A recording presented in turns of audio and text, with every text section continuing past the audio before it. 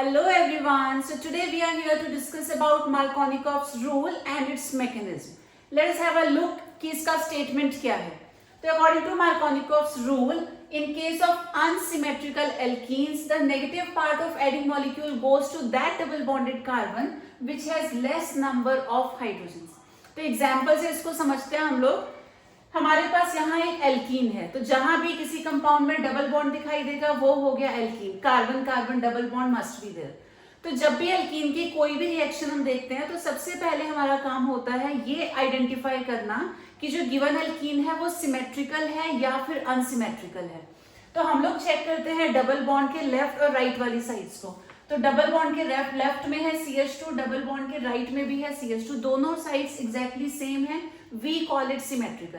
Symmetrical alkenes में कभी कोई प्रॉब्लम नहीं आती और ना ही वहां पे मार्कोनिकोव्स रूल की जरूरत पड़ती है. उसका रीजन ये है कि डबल बॉन्डेड से जुड़े जो ये दो कार्बन है, both of these are the same. अब क्योंकि दोनों कार्बन सेम है तो कोई भी प्रॉब्लम नहीं है.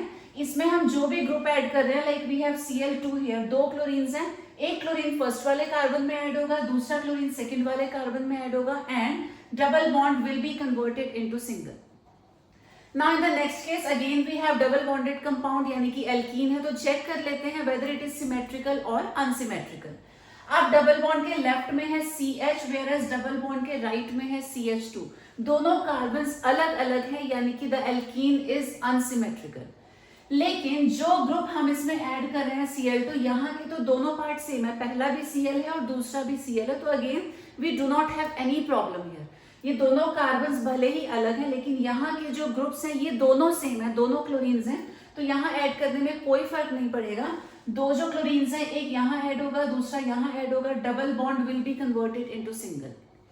Now in the next case again we have an alkene. अब ये जो एल्कीन है ये सिमेट्रिकल है, दोनों साइड्स बिल्कुल सेम है, सिमेट्रिकल है. Now we are going to add HCl into this. अब HCl को अगर दो पार्ट्स में ब्रेक करें तो एक हमें मिलेगा H पॉजिटिव, दूसरा होगा Cl नेगेटिव. दोनों पार्ट्स अलग अलग हैं बट अगेन कोई प्रॉब्लम नहीं है. उसका रीजन क्या है? Both these carbons are exactly the same.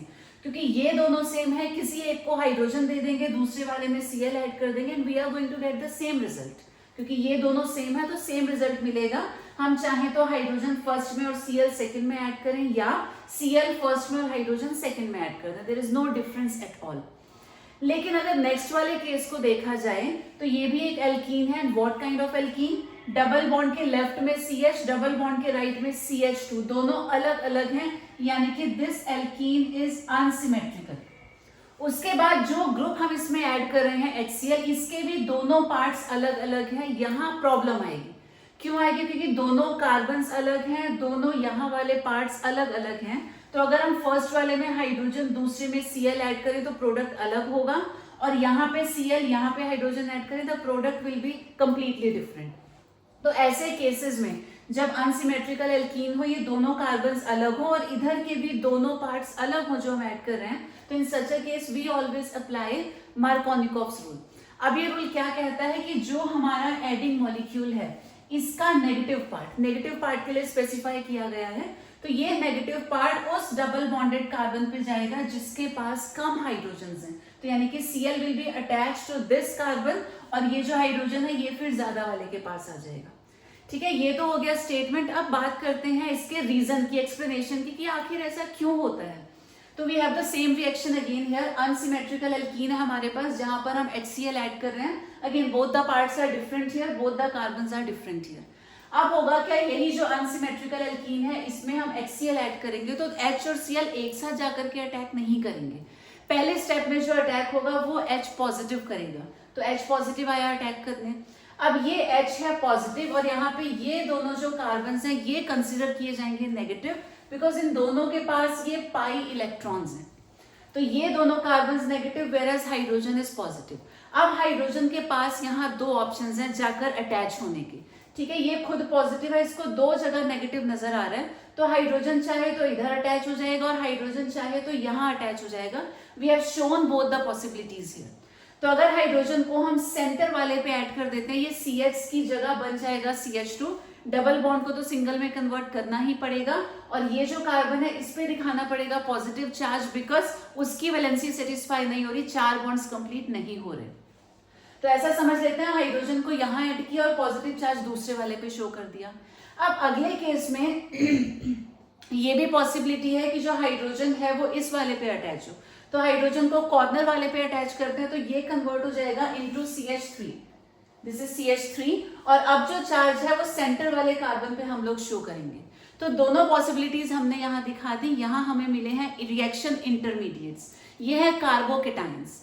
अब कार्बोकेटाइन की डिग्री को चेक कर लेते हैं। तो जो चार्ज वाला कार्बन है ये फर्दर एक ही कार्बन से जुड़ा है, दिस इज 1 डिग्री, और जो चार्ज वाला कार्बन है ये 2 साइड कार्बन से जुड़ा है, दिस इज 2 डिग्री कार्बोकेटाइन।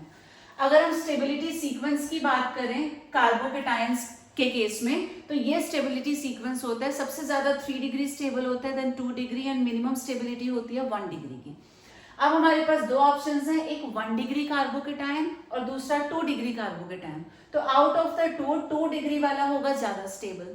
और आप एक चीज याद रखना, जो भी ज्यादा स्टेबल है वो हमेशा ज्यादा क्वांटिटी में बनता है, क्योंकि जो कम स्टेबल है, कम स्टेबल होने की वजह से वो टूट जाएगा, बनेगा, ब्रेक हो जाएगा, क्योंकि स्टेबिलिटी उसकी काफी कम है। लेकिन जो ज्यादा स्टेबल है वो फॉर्म होगा, वो एग्जिस्ट करेगा लंबे टाइम तक। तो जो ज्यादा स्टेबल है इसकी क्वांटिटी हमेशा ज्यादा होगी। तो अब हमने ज्यादा क्वांटिटी वाले को यहाँ पर शो कर दिया, जो स्टेबल वाला हमारा इंटरमीडिएट था। इसकी रिएक्शन अगेन हम HCl के साथ शो करेंगे। अब H तो रिएक्ट कर ही चुका है, कौन बचा है, Cl नेगेटिव। तो इस बार ये Cl नेगेटिव आएगा अटैक करने, और इसके पास अब एक ही पॉसिबिलिटी है, ये क्योंकि खुद नेगेटिव है इसको यहाँ पॉजिटिव दिख रहा है, तो ये सेंटर वाले से जाकर के अटैच हो जाएगा, and we get this as the major product. Minor product भी बनेगा। जो ये कम स्टेबल है, ऐसा तो नहीं कि इसकी परसेंटेज 0 रहेगी, कम स्टेबल है, कुछ क्वांटिटी में बनेगा, लाइक 5 to 8% मान लो बन जाएगा, तो Cl जाके यहाँ भी अटैच हो सकता है, बट उसकी प्रोबेबिलिटी कम रहती है। तो कम वाले पे हम ध्यान नहीं देते, हमें जो मेनली देखना है वो मेजर प्रोडक्ट को देखना है। तो यहाँ जो कार्बोकेटाइन स्टेबल था वो ज्यादा क्वांटिटी में बनेगा, वही फाइनली हमको मेजर प्रोडक्ट देगा। तो अगर इसको हम कंपेयर करके देखें, तो जो ये नेगेटिव पार्ट था ये कहाँ गया, ये सेंटर वाले कार्बन पे गया, इस वाले पे, ना कि कॉर्नर वाले पे। और इन दोनों को कंपेयर करें तो सेंटर वाले कार्बन के पास हाइड्रोजन्स कम थे, तो ऑटोमेटिकली ऐसा हो गया, हमने कुछ स्पेशल यहाँ पर नहीं किया। तो यहाँ स्टेप बाय स्टेप हमको समझ में आता है कि नेगेटिव पार्ट क्यों जाकर के कम हाइड्रोजन वाले कार्बन से अटैच होता है। तो this is all about Markovnikov's rule.